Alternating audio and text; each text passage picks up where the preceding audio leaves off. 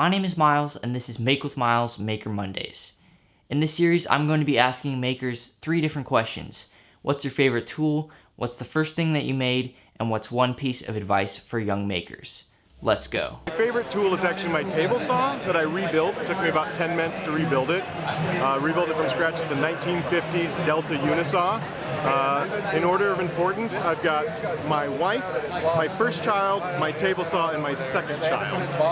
But that's not my favorite tool to use, which is my lathe, which is a really crappy Chinese-made lathe that I can just do whatever I want to with. So they're my favorite tools for totally different reasons.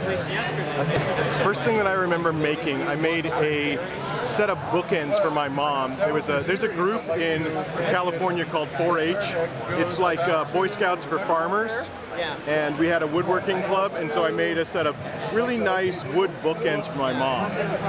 I think that the answer that most people give is that they need to just do it. And I think that I would like to truncate that you should also enjoy it.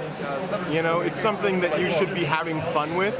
And if you're so worried about getting things right and doing things perfectly, then you're going to ruin the experience and the joy of actually making.